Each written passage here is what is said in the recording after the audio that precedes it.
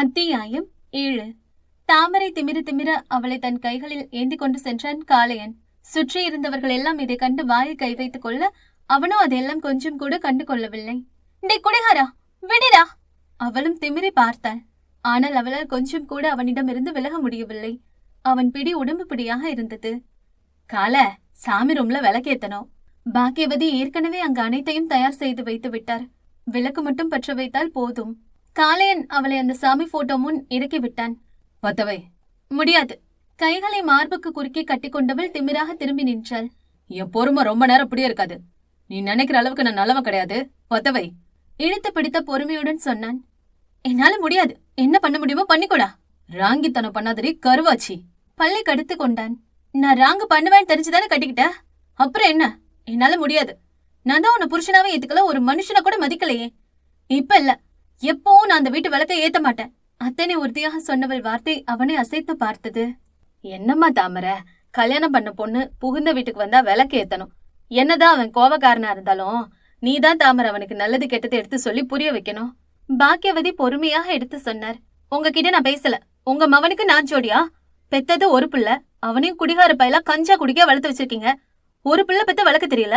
உங்களுக்கு ஒரு பொண்ணு இருந்தா அந்த மாதிரி கஞ்சா குடிக்க பையலுக்கு கல்யாணம் பண்ணி வைப்பீங்களா? உங்க பிள்ளை தருதலையா தண்ணி அடிச்சு சுத்துவான். 30 வயசு வரைக்கும் உங்களால திருத்த முடியாது. உங்க பிள்ளைய கட்டிக்கிட்டு திருத்ததான் நாங்க கஷ்டப்பட்டு படிச்சு வரணுமா? எந்த காலமும் அந்த கஞ்சா குடிக்க பையல நான் புருஷனா ஏத்துக்க மாட்டேன். ஒரு மஞ்சள் கயிறு கழுத்துல கட்டிட்டா அது தாலி ஆயிருமா? ஏதோ வயசுல பெரியவங்கன்னு பாக்குறேன். இல்லன்னா மரியாதை இருக்காது. உங்க மரியாதையை தள்ளி நின்னு காப்பாத்திக்கோங்க. கோபத்தில் பட்டென்று சொல்ல தன்னை பேசிய போது கோபம் வரவில்லை காளையனுக்கு. ஆனால் தன் அன்னையை பேசியதும் பொங்கி வந்தது கோபம் அவனுக்கு. பல்லை கடித்தபடி அவளை அடிக்க கையை ஓங்கி கொண்டு சென்றான். ஆனால் தாமரை அதற்கெல்லாம் பயம் கொள்ளாமல் அவனை முறைத்து பார்த்தபடி நின்று கொண்டிருந்தாள். டே காளையா, என்னடா பண்ற? பொட்ட பிள்ளை அடிக்க கைய ஓங்கிட்டு போற. கைய கீழே இறக்கடா. பாக்கியவதி மகனை சத்தம் போட்டார். அவ உங்களை என்ன வார்த்தை பேசுறான்னு பாருங்க. அவ சின்ன பொண்ணு, தெரியாம பேசுறா. அதுக்கு நீ அடிக்க போவியா? இதான் உனக்கு சொல்லி கொடுத்ததா? இறக்கடா கைய என்று சற்று கோபமாக சொன்னார் அவர். அவளை பார்த்து பல்லை கடித்தவன் அந்த பக்கத்தில் இருந்த சுவற்றில் ஓங்கி குத்தினான். அந்த சுவர் கொஞ்சம் இடிந்து விழுந்தது. அத்தனை கோபம் அவனிடத்தில். அதற்கு மேல் அங்கு நின்றால் அவளை அடித்து விடுவோம் என்று அவசரமாக அங்கிருந்த பாத்திரத்தை எட்டி உதைத்துவிட்டு வெளியே சென்றவனை கண்டு இதழ் வளைத்து சிரித்து கொண்டாள் தாமரை. போடா போ, இது ஆரம்பம்தான். உன் நிம்மதியை கெடுக்கதான் நான் வந்திருக்கேன். அவனுக்கு கேட்கும்படி கத்தியவளை பாக்கியவதி வருத்தமாக பார்த்தார். என்ன தாமரை, நிறுத்துங்க. நீங்க ஒரு வார்த்தை சொல்லியிருந்தா நிச்சயம் இந்த கல்யாணம் நடந்திருக்காது. என் வாழ்க்கை அப்படி ஆனதுக்கு நீங்களும் காரணம் தான். உங்க மவன் கூட இங்க சந்தோஷமா சேர்ந்து வாழ நான் வரல. இவனை ஒரு நாளும் என்னால புருஷனா ஏத்துக்கவே முடியாது. இங்க இருந்து போயிடுங்க. பள்ளி கடித்தபடி பேசினாள். நான் சொல்றத ஒரு நிமிஷம் கேளு தாமரை. இங்க இருந்து போங்க. அங்கிருந்த பாத்திரத்தை எல்லாம் தூக்கி போட்டு உடைத்தாள் கோபத்தில். பெருமூச்சு விட்டவர் அங்கிருந்து வெளியே செல்ல பெண்ணவள் அப்படியே உணர்ச்சியற்று ஒரு ஓரத்தில் தலையை குனிந்தபடி அமர்ந்திருந்தாள். அவள் வாழ்க்கை தன் காதலனுடன் எப்படியெல்லாம் இருக்க வேண்டும் என்று ஆசைப்பட்டாள். ஆனால் 2 நாளில் அவள் வாழ்க்கை இப்படி மாறும் என்று கொஞ்சம் கூட எதிர்பார்க்கவில்லை அவள். கண்களை மூடியவளுக்கு அவளையும் மீறி அழுகை முட்டிக்கொண்டு வந்தது. அந்த கையிலேயே மடக்கி கட்டிய காளையன் பாக்கெட்டில் இருந்து சிகரெட்டை எடுத்து வாயில் வைத்து பக்கத்தில் ஒருத்தரிடம் வத்திக்குச்சி வாங்கி பற்ற வைத்தான். அந்த சிகரெட்டை ஊதி தள்ளினான். 1, 2 தாண்டி 3வது சிகரெட் ஆகியும் கூட அவனுக்கு அந்த கோபம் மட்டும் குறையவில்லை. என்ன வார்த்தை பேசிட்டாவ? ஆத்திரமாக வந்தது அவனுக்கு. என்ன புது மாப்பிள்ள ரொம்ப குஷியா இருக்க போல. வேலை வெட்டி இல்லாத ஒருத்தன் வாங்கி கட்டிக்கொள்ளவே வாலண்டியராக வந்தான். ஏற்கனவே இருந்த கோபத்தை அதை யாரிடம் காட்டுவதென்று தெரியாமல் காளையன் அவன் கன்னத்தில் ஓங்கி ஒரு அப்ப அப்பினான். என்ன பார்த்தா குஷியா இருக்க மாதிரி இருக்கா? கொன்னு புடுவேன், ஓடி போயிரு எச்சக்கல பரதேசி. என்னடா லுக்கு, போடா. அவள் மீது இருந்த கோபத்தில் அவன் கண்ணில் படும் அத்தனை பேரையும் பிடித்து அடித்துக் கொண்டிருந்தான். அவன் பாவம் அப்பாவியாக உதட்டை பிதிக்கியபடி அங்கிருந்து செல்ல அப்பொழுதும் காளையின் கோபம் மட்டும் குறையவே இல்லை. கண்களை மூடி தன்னை நிதானப்படுத்திக் கொள்ள நினைத்தவன் அந்த குளம் அருகே இருந்த படிக்கட்டுகளில் கண்ணை மூடி அமர்ந்தவனுக்கு அந்த குளம் எங்கும் பூத்து குலுங்கிய தாமரை மலர்களை பார்த்தபடி அவன் பாக்கெட்டில் வைத்திருந்த அந்த தங்க கொலுசின் ஒற்றை முத்தை எடுத்தான். அதை பார்த்ததும் அவனுக்கு அந்த நாள் ஞாபகம் வந்தது. ஏ புள்ள தாமரை, இந்த சுந்தரி சொல்றா இந்த குளத்துல 100 எண்ணற வரைக்கும் தண்ணிக்குள்ள மூச்சு பிடிக்கிறது சாதாரண காரியம் இல்ல, யாராலே முடியாதுன்னு தலைக்கு சீகக்காய் போட்டபடி சொன்னால் தோழி ஒருத்தி. தாமரை தாவணியை கழட்டி விட்டு அந்த பாவடையை மார்பு வரை ஏற்றி கட்டி பின்னி போட்டிருந்த முட்டித்தொடும் கூந்தலை அவிழ்த்து விட்டபடி அந்த குளத்துக்குள் இறங்கினாள். நான் மூச்சு பிடிச்சிட்டா என்ன தருவாளாம்? என் அப்பா ஃபாரின்ல இருந்து வாங்கி கொடுத்த புது தாவணி பெட்டு. ஆனா கண்டிப்பா உன்னால முடியாது என்று உறுதியாக சொன்னாள். சரி என்னங்க, அந்த தாவணி எனக்கு தான்.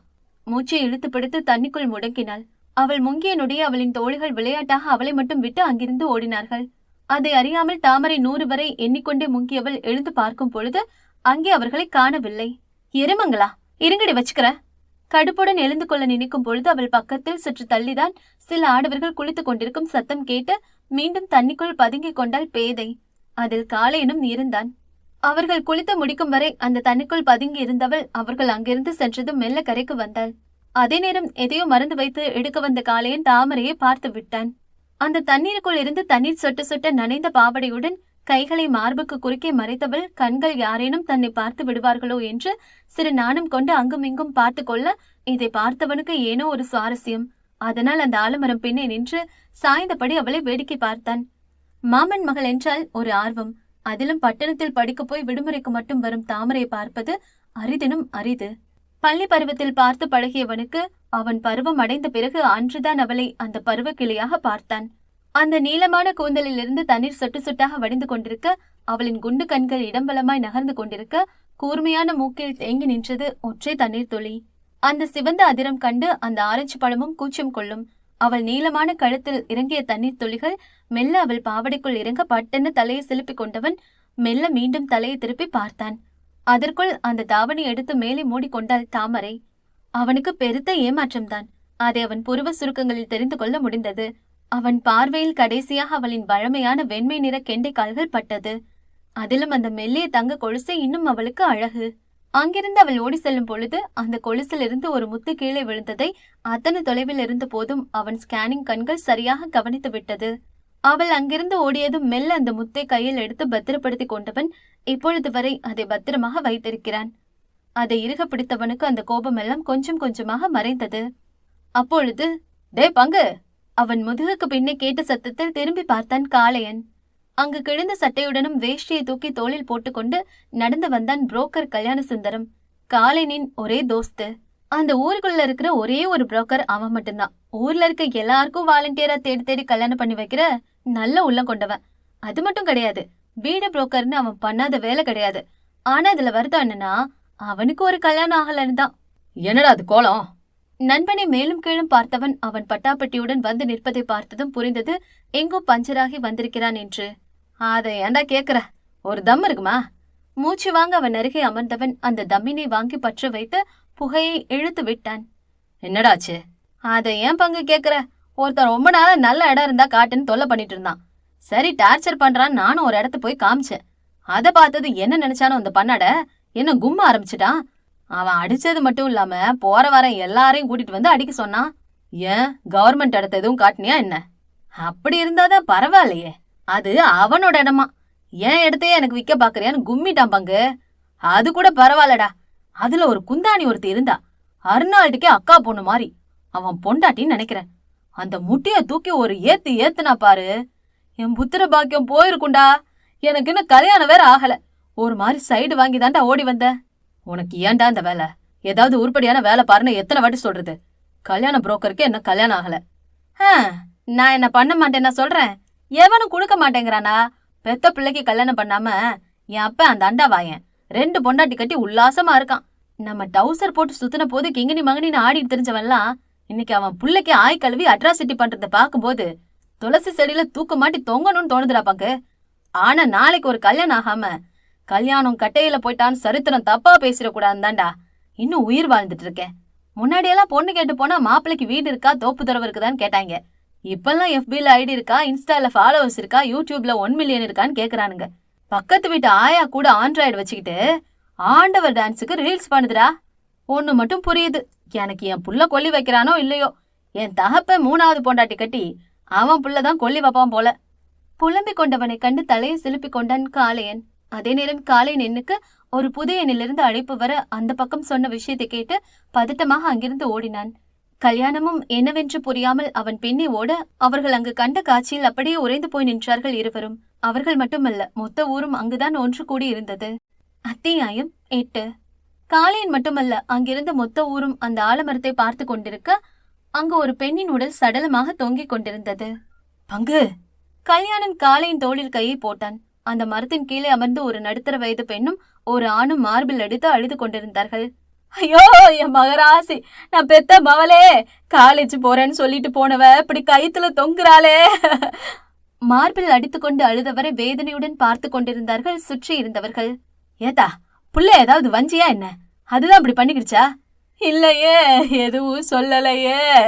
பொய் சொல்லாத மதினி, விடியால தானே விளக்க மாத்த கொண்டு அடிச்ச. பொம்பளை பிள்ளைய விளக்க மாத்தல அடிக்கலாமா? அது அப்படி தொங்கிடுச்சு. அது இருக்காது, எவன் கூட பழகி வயிற்றுல எதையும் கொடுத்துட்டானோ என்னவோ, அதான் அவமானம் தாங்காம தொங்கிருச்சு. அட, பள்ளிக்கூடத்துல வாத்தியார் அடிச்சிருப்பாரு, அதான் தொங்கிருச்சு. ஒவ்வொருவரும் ஒவ்வொரு விதமாக பேசிக்கொள்ள காளையை நெற்றியை தடவி கொண்டான். கொஞ்ச நேரத்தில் போலீஸும் ஊர் பெரிய தலைக்கட்டுகளும் வந்து சேர்ந்தனர். இந்த பொட்ட பிள்ளைகளுக்கு இதே வேலையா போயிடுச்சு. வீட்டுல ஏதாவது சொன்னா உடனே ஏதாவது பண்ணிக்க வேண்டியது. கேஸ் எதுவும் போட வேணாம், அப்புறம் போலீஸ் பிரச்சனை அது இதுன்னு அலையணும். இதை நாங்களே பாத்துக்கிறோம் சார். ஊர் பஞ்சாயத்து பெருசு ஒருத்தர் சொல்ல, ஆமா, அவர் சொல்றதுதான் சரி. இன்னும் சிலர் ஒத்து ஊதினார்கள். அவர்களே வேண்டாம் என்று சொல்லும் போது போலீஸ்க்கு சொல்லவா வேண்டும்? சரி, பாத்துக்கோங்க, நீங்களே என்னன்னு பார்த்து முடிச்சிருங்க. போலீஸ் இன்ஸ்பெக்டர் வண்டி நோக்கி நடந்தார், தனக்கு வேலை இல்லை என்று நிம்மதியில். இன்ஸ்பெக்டர் விசில் அடித்து அழைத்தான் காளையன். ஜீப்பில் ஏறியவர் என்னவென்பது போல திரும்பி பார்த்தார். அவங்கதான் படிக்காதவங்க, புரியாம பேசுறாங்க. நீங்க படிச்சுதானே தோல்ல 3 ஸ்டார் மாட்டி பகுமானமா சுத்துறீங்க. அவங்க சொல்றதை கேட்டு பேசாம போனா எப்படி? வேலை பார்க்காம வாங்குற சம்பளம் உடம்புல ஒட்டுதா? கைகளை பின்னால் கட்டி நக்கலாக பேசியவனை கண்டு இன்ஸ்பெக்டர் கோபமாக இறங்கி வந்து காளையன் சட்டையை பிடித்தார். ஏய், என்ன எனக்கு வேலை சொல்லித்தரியா? அடிச்சு உள்ள தூக்கி போட்டேன்னு வை, ஜென்மத்துக்கும் வெளியே வர முடியாது. காளையனை எரிக்கும் பார்வை பார்த்தார் இன்ஸ்பெக்டர். காளையன் ஒரு மாதிரி இதழ் வளைத்து சிரித்தபடி இன்ஸ்பெக்டர் அருகே சென்றவன் அவருக்கு மட்டும் கேட்கும்படி அவர் காதருகே குனிந்து தாடியை சொரிந்தபடி சொன்னான். ஏய் இன்சு, நீ காக்கி போட்டிருக்க ஒரே காரணத்தினால மட்டும்தான் இந்நேரம் உயிரோட நிக்கிற. இல்லன்னு வை, என் சட்டையை பிடிச்ச கைய பின்னால முறுக்கி அப்படியே ஒவ்வொரு விரல உடைச்சு ஆய் கழுவுற கையால ஆப்பந்திங்க வச்சிருவேன். இந்த காளையனை பத்தி உனக்கு தெரியாது. கெட்ட பையன் சார். கொஞ்சம் நீ மட்டும் கை எடுக்கல, நாளைக்கு கையெழுத்து போட இந்த கை இருக்காது. ஒரு மாதிரி நக்கலாக இதழ் வளைத்து சொன்னவனை கண்டு கொஞ்சம் எச்சில் விழுங்கி கொண்டவர் மெல்ல கையை பின்னோக்கி எடுத்துக்கொண்டார். அவர்கள் இருவரும் நெருக்கத்தில் நின்று பேசிக் கொண்டிருந்ததால் அவர்கள் என்ன பேசிக் கொண்டார்கள் என்று தள்ளி இருப்பவர்களுக்கு தெரியாது. என்ன காளைய, துரை என்ன சொல்றாரு?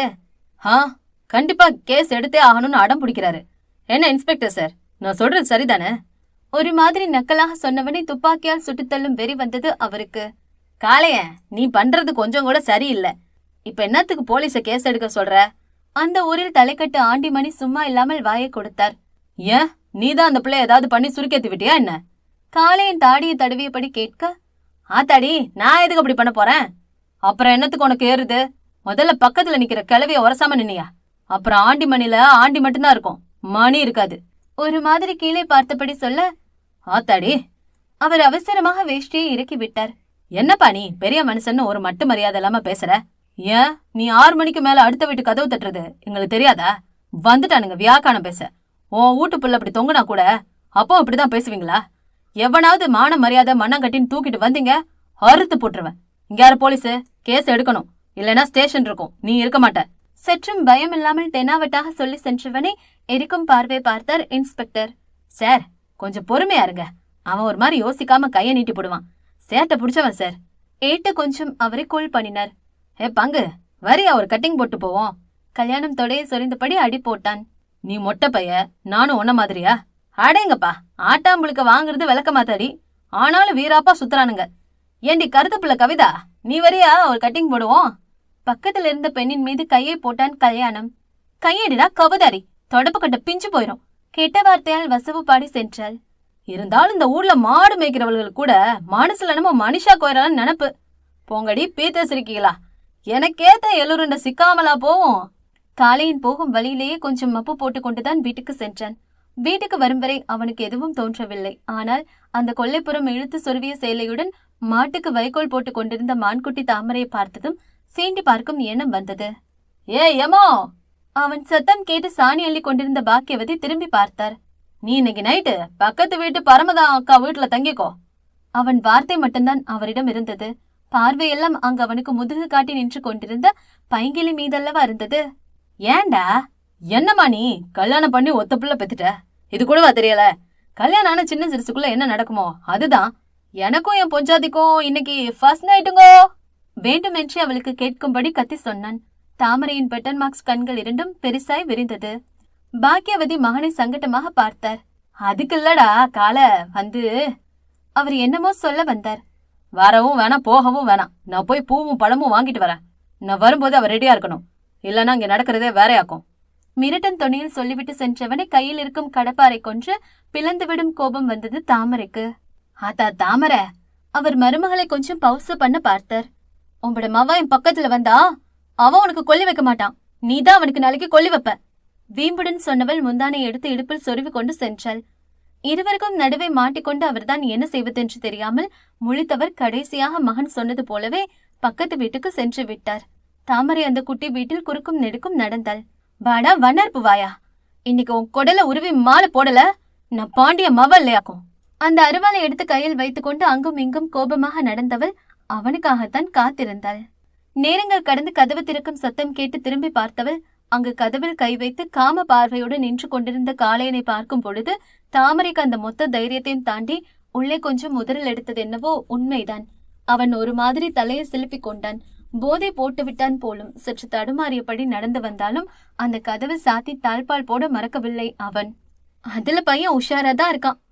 பெண்ணவள் மெல்ல அந்த சுவரில் முட்டி நின்றபடி அந்த அருவாளை இறுக்கி பிடித்தாள். காளையன் அவள் அருகே நெருங்கிய சமயம் தாமரை கொஞ்சம் கூட யோசிக்காமல் அவனை நோக்கி அரிவாளை வீசினாள். ஆனால் அதை லாபகரமாக பிடித்த காளையன் அவளை மெச்சுதல் பார்வை பார்த்தான். இந்த ஊருக்குள்ள காளையன் கழுத்துக்கு அருவா நீட்டினது நீதாண்டி, என்பட பொஞ்சாதின் காற்றியாக்கும். அந்த அருவாள் பிடித்த கையில் பட்டென்று முத்தம் வைத்தான் ஒரு மார்க்கமாக. ஏதோ தீ சுட்டது போல அந்த கையை பெண்ணை எடுத்துக்கொண்டவளுக்கு நெருப்பாய் எரிந்தது அந்த கை. நான் பக்கத்துல வந்தாலே பிடிக்கலன்னு சொன்ன, இப்ப என்னடி பண்ணுவ? நக்கலாக கேட்டவனை கலங்கிய கண்களுடன் நிமிர்ந்து பார்த்தவள் சுற்றி முற்றிலும் பார்த்தாள். அங்கே விறகடுப்பில் இன்னும் நெருப்பு கொஞ்சம் எரிந்து கொண்டிருந்தது. அதை பார்த்தபடி அவனை திரும்பி பார்த்தவள் கொஞ்சம் கூட யோசிக்காமல் அந்த எரிந்து கொண்டிருந்த விறகை எடுத்து அப்படியே அவன் முத்தம் வைத்த கைகளில் பிடித்து விட்டாள். ஹே, என்னடி பண்ற அறிவு கெட்டவளே? அவள் கையில் இருந்து சூடான கட்டையை அவன் பறிக்க அப்படியே அவன் கையிலும் அந்த கட்டையால் சூடு வைத்தாள். ஆனால் அதெல்லாம் அவனுக்கு வலிக்கவில்லை. அவள் சொன்ன அந்த வார்த்தை தான் அவனுக்கு வலியை கொடுத்தது. நீ என்ன தொட்டா ஒன்ன மட்டும் இல்ல, என்னையும் எரிச்சுப்ப. இந்த உடம்பு என்னைக்கும் என் மித்துவுக்குதான். அவனை தவிர எவனையும் நெருங்க முடியாது. அவனுக்கு அவளை சீண்டி பார்க்கும் எண்ணம் மட்டும்தான் இருந்தது. ஆனால் அவள் சொன்ன அந்த வார்த்தை அவன் அடிவரை சென்று அவன் கோபத்தை சீண்டிவிட பட்டென்று அவளின் முடியை வலிக்கும்படி இறுக்கி பிடித்தவன் கழுத்தோடு சேர்த்து தன் அருகே இழுத்தான். உன் கழுத்துல தொங்குற தாலி இந்த காளையன் கட்டினது. இன்னொரு முறை அவன் பேரு உன் வாயிலிருந்து வந்தா ஒன்னு எதுவும் பண்ண மாட்டேன். அவன் எங்க இருந்தாலும் தேடி சங்க அறுத்துருவேன். நீ ஏன் சொத்து, எம்பட பொஞ்சாதி, புரியுதா? இல்லனா இப்படிதான் சொல்லுவேன் என்றபடி அவளின் சிவந்த இதழ்களை வன்மையாக சிறைப்பிடித்தான் அந்த கரடு முரடு தேகம் கொண்ட காளையன். அத்தியாயம் 9. அந்த ஒற்றை முத்தத்தில் உறைந்து போனவள் ஒரு நொடிதான். அடுத்த நொடி அவனை தள்ளிவிட நினைத்து தோற்று போனவள் பக்கத்தில் இருந்த கத்தியை எடுத்து அவன் கையில் கிழித்து விட்டாள். அது அப்படி ஒன்றும் அவனுக்கு வலித்து விடவில்லைதான். ஆனாலும் விலகி நின்றவன் கையை உதறியபடி அவளை பார்த்து ஒரு மார்க்கமாக உதட்டை துடைத்து கொண்டான். ருத்ரகாளியைப் போல அந்த கையில் கத்தியுடன் நின்று கொண்டிருந்தவளை சுவாரஸ்யமாக பார்த்தான் காளையன். பொறுக்கி நாயே! அந்த கத்தியை கொண்டு வெறியுடன் அவனை குத்த வந்தவளின் கையை பிடித்து அவள் கத்தி வைத்திருந்த கையை அப்படியே பின்னால் வளைத்தான். எவ்வளவு தைரியம் இருந்தா அப்படி பண்ணிருப்ப? உன்னை கொண்டுட்டு நான் ஜெயிலுக்கு போனது கவலை இல்லடா, ஆனா உன்னை கொல்லாம விட மாட்டேன் துள்ளினாள் தாமரை. இதென்ன கொடுமையா இருக்கு? என்னவோ அடுத்தவன் பொண்டாட்டிய புடிச்சு கிஸ் அடிச்ச மாதிரி சொல்ற. கட்டுன பொண்டாட்டிய தானே அடிச்ச, போய் 4 பேர்கிட்ட சொல்லு என் புருஷன் என்ன கிஸ் அடிச்சிட்டான்னு. விடுடா கையா திமிரினாள். என்னடி என்னமோ ரொம்ப தான் பண்ற? இது ஒண்ணு நான் உனக்கு அடிக்கிற ஃபர்ஸ்ட் கிஸ் இல்லையே. இதுக்கு முன்னாடி ஒரு தடவை அந்த சந்துக்குள்ள வச்சு அடிச்சேன், மறந்துட்டியா என்ன? அவன் நக்கலாக சொன்ன நொடி பெண்ணவள் சிந்தனை அந்த நாளை நோக்கி நகர்ந்தது. 20ஆவதின் துவக்கத்தில் இருந்த தாமரை அப்பொழுதெல்லாம் சேட்டையின் செல்ல பிள்ளைதான். ஊருக்கு வரும்பொழுதெல்லாம் அவள் அலப்பறை தாங்க முடியாது. அதுவும் அவர்கள் ஊர் திருவிழா என்றால் போதும், அவள் அட்ராசிட்டி அதிகமாக இருக்கும். அவர்கள் ஊரில் 3 நாட்கள் நடக்கும் திருவிழாவின் முதல் நாள் முறை பெண்களும் ஆண்களும் மாறி மாறி மஞ்சள் தண்ணீர் ஊற்றிக்கொள்வது சகஜம். செந்தாமரை கண்ணில் படும் அத்தனை மாமனுக்கும் மஞ்சள் தண்ணீர் ஊற்றுவாள், ஒருவனை தவிர. ஆனால் காளையின் மீது மஞ்சள் தண்ணீர் ஊற்ற பல கன்னி பெண்கள் கையில் மஞ்சள் தண்ணீருடன் காத்திருந்தாலும் அந்த காளையின் காத்திருப்பு எல்லாம் அவனின் மாமன் மகளுக்காகத்தான். என்றும் வெள்ளை சட்டை அணியாதவன் அன்று மட்டும் வெள்ளை சட்டை அணிந்து அந்த காம்பவுண்ட் முன்னே வந்து நிற்பான். அதுவும் பெண்ணவள் வருகைக்காக அந்த தாவணியை தூக்கி பிடித்தபடி ஓடி வரும் தாமரையின் கொலு சொல்லியை 4 தெரு தள்ளி இருந்தாலும் கூட அவன் காதுகள் கண்டு கொள்ளும். அவன் கல்லை போல் நின்றாலும் அவனை சுற்றியிருக்கும் அத்தனை பேருக்கும் மஞ்சள் தண்ணீர் ஊற்றுவாள் தவிர ஒரு நாளும் அவன் மீது அவள் மஞ்சள் தண்ணீர் ஊற்றிவிட மாட்டாள். உரிமைப்பட்டவனுக்கு ஊற்றாமல் ஊரில் உள்ளவனுக்கெல்லாம் ஊற்றினால் அவனுக்கு கோபம் வராதா என்ன? ஹே புள்ள நில்லு!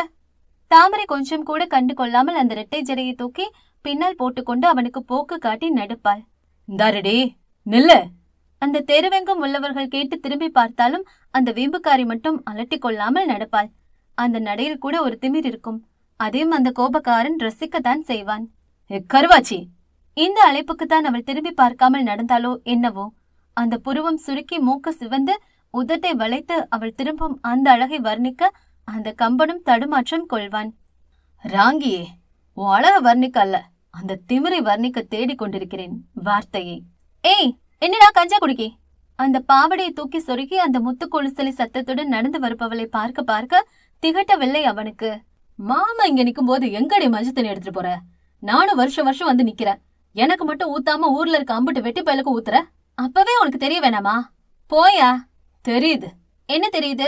எல்லாருக்கும் ஊத்திட்டு எனக்கு மட்டும் ஊத்தலனா அப்போ உனக்கு இந்த மாமா மேல என்னவோ இருக்குன்னு தெரியுது. ஒரு மண்ணும் இல்ல. அப்போ எனக்கு ஊத்து. முடியாது, போடா. அவனை கொஞ்சம் கூட சட்டை செய்யாமல் நகர்ந்து போனவள் கையை பிடித்து இழுத்து அங்கிருந்து சந்துக்குள் இழுத்து சென்றான் காளையன். டே பொறுக்கி, என்னடா பண்ற? கையை விடுடா! திமிரினால் பெண்ணவள். சும்மா அடி கருவாச்சி! அவளின் வாயை பொத்தியவன் பார்வை அந்த பக்கம் இருந்தது. விடுடா! அவளோ அவனிடமிருந்து விலகிக் கொள்ள போராடி கொண்டிருந்த சமயம் திடீரென்று அந்த பக்கம் சில வாலிபர்கள் கையில் மஞ்சள் தண்ணியும் கைகளில் சில கலர் பொடியுடன் நடந்து வந்ததை கவனித்தாள். எங்கடா தாமரை? எப்படியாவது நம்ம கையில சிக்குவான்னு பார்த்தா எஸ்கேப் ஆயிட்டாடா. இந்த தடவை பார்க்கவே பவுசா இருந்தா. கலர் பொடிய தடவர சாக்கல அவ பாடிய டச் பண்ணலான்னு பார்த்தா முடியாம போயிடுச்சே. எல்லா வருஷமும் அந்த காலை அவன் கூடவே வேலி மாதிரி நிக்கும். இந்த வருஷமாவது டச் பண்ணலான்னு பார்த்தா எஸ் ஆயிடுச்சே என்று அவர்கள் பேசிக் கொள்வது அப்பட்டமாக கேட்டது அவளுக்கு.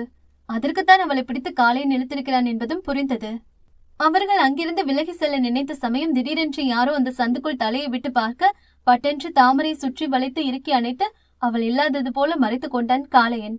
தாமரை அவன் மார்போடு ஒன்று போய் நின்று கொண்டிருந்தாள். என்னடா இங்க லுக்கு?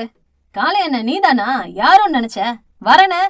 அவன் அங்கிருந்து சென்றதும் அவன் மெல்ல குனிந்து பார்க்க அவள் இன்னும் அவன் மார்பில் ஒன்று போய்தான் நின்று கொண்டிருந்தாள். அவள் அடர்ந்த கூந்தலில் தொங்கிய மல்லிகையின் மனமும் அவள் மீது இருந்து வந்த மஞ்சளின் வாசனையும் சேர்த்து அவனை கொஞ்சம் தடுமாற்றம் அடைய செய்தது. அது மட்டுமல்லாமல் அந்த தாவணி பாவடை வேறு இன்னும் அவளுக்கு அழகாக இருக்க அதில் கொஞ்சம் தடுமாறி போனவன் கைகள் மெல்ல அவள் இடையில் அழுத்தம் கொடுக்க அதில் பட்டென்று அவனை நிமிர்ந்து பார்த்தவள் இதழ்களில் அவன் கண்கள் வட்டமிட்டது.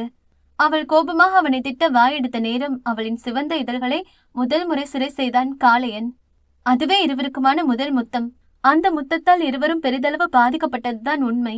இப்பொழுது நினைத்தாலும் அவன் மீது வெறி வந்தது அவளுக்கு. பொறுக்கி, விடுடா! திமிரியவள் இடையோடு சேர்த்து அணைத்தவன் அவள் கத்துவதை கூட சுவாரஸ்யமாக பார்த்து கொண்டிருந்தான். வில்லாய் வளைந்த அந்த புருவம் இரண்டும் அவனைத்தான் முறைத்து கொண்டிருந்தது. அவள் கைகளை பிடித்தபடி அந்த பாய் தலையனை கீழே விரித்தவனை கண்டு அவள் கண்கள் இன்னும் அதிர்ச்சியில் விரிந்தது. ஹே, என்னடா பண்ற? இப்பொழுதே முதலிரவை நடத்தி விடுவானோ என்று அவளுக்கு பயம். என்னதான் அவனை எதிர்க்கும் அளவுக்கு அந்த மனத்தில் பலம் இருந்தாலும் கூட அவள் உடலில் அந்த பலம் இல்லை. அந்த பாயில் விழுந்தவன் அவள் கையையும் சேர்த்திழுக்க பெண்ணவள் கட்டுப்பாடின்றி அவன் மீது வந்து விழுந்தாள். விடுடா! திமிரினாள். அவன் கண்டு கொள்ளாமல் அவளை ஒரு கையால் அணைத்தபடி அவள் முந்தானை எடுத்து முகத்தில் போட்டுக்கொண்டு கண்களை மூடினான். விடுடா! கத்தினாள். கம்முன்னு படுக்கலனா அப்புறம் நீ என்ன நினைக்கிறியோ அதாண்டி நடக்கும். ஹஸ்கி வாய்ஸில் சொல்ல அவள் கூச்சில் அப்படியே நின்றது. ஆனாலும் கூட அவனிடம் இருந்து விடுபட எண்ணி திமிரிக் கொண்டேதான் இருந்தாள். ஆனால் அவன் கை சிறையிலிருந்து அவளால் எம்மி அளவுக்கு கூட விடுபட முடியவில்லை என்பதுதான் உண்மை. ஒரு கட்டத்தில் கண்ணியவளே தோற்று போக அவன் கையில் அப்படியே உறங்கி போனாள்.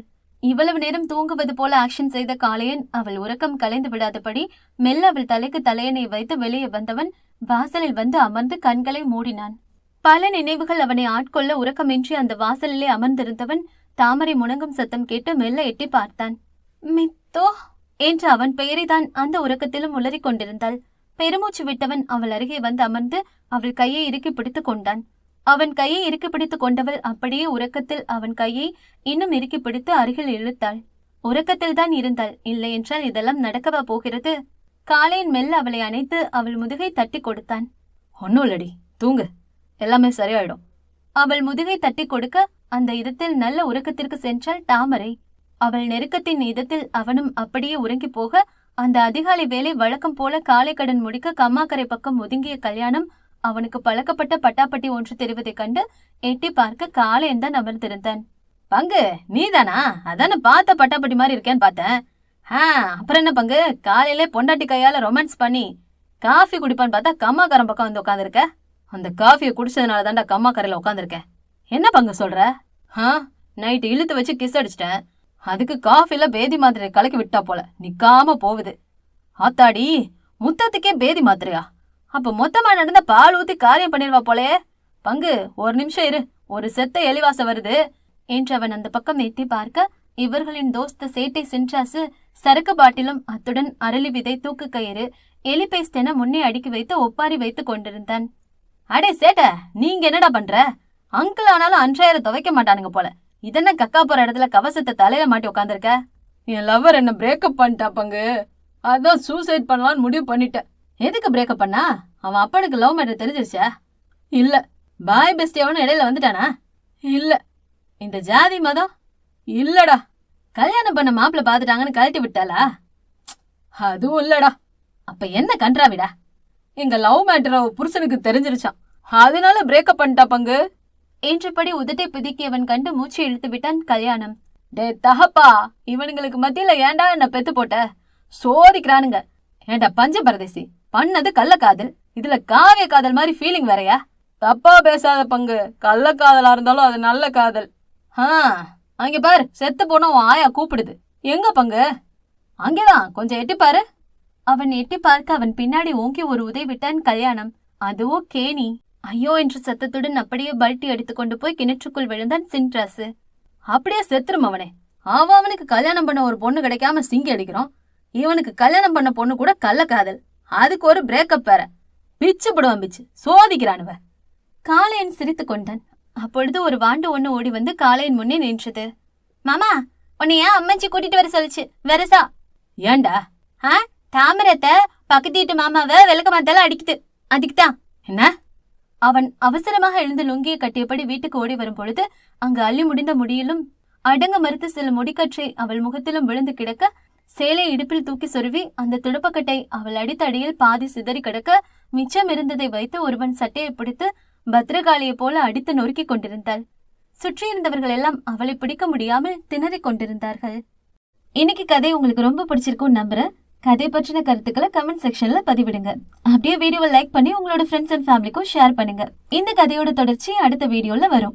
அது வரைக்கும் உங்களிடமிருந்து விடைபெறுவது நான் உங்கள் ஆர்ஜே மோனிகா.